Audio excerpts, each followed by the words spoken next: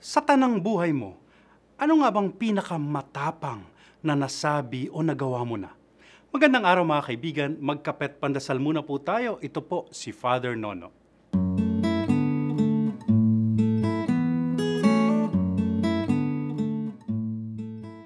Yan pong malalim na tanong na yan ay galing sa nanalong Best Animated Film sa Oscars last year, The Boy, the Mole, the Fox, and the Horse, na tungkol sa isang bata na nawala sa gubat. At kundi sa mga naging kaibigan niya, isang kabayo, daga, at soro o alamid, baka hindi ito nakaligtas sa kagubatan. Sa kwento, tinanong nga ng bata ang kabayo, ano po ba ang pinakamatapang mong nasabi sa tanang buhay mo?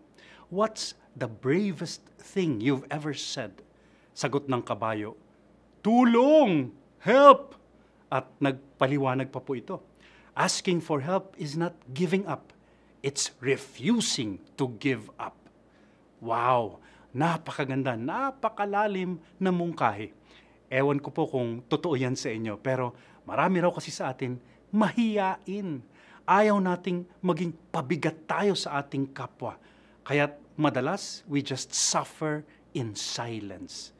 Naaalala ko po, bili ng tatay ko noon, mas mainam na ikaw ang magbigay ng tulong kaysa ikaw ang humingi ng tulong, ha? Macho po kasi yung tatay ko tulad ng mga kahenerasyon niya. Para sa kanila, pagpapakita ng kahinaan ang humingi ng tulong. Pero turo nga ng kabayo, baligtad. Ito'y pagpapamalas ng tapang. Dahil ito'y pag-amin sa iyong limitasyon na siyang pinakamahirap gawin. Si Jesus, hindi nangiming humingi ng tulong. Sa Getsemani, halimbawa, sa harap ng pagsubok, hiniling niyang samahan siya ng kanyang mga kaibigan. Ikaw kapatid, matapang ka ba? Kaya mo bang humingi ng tulong? Amen.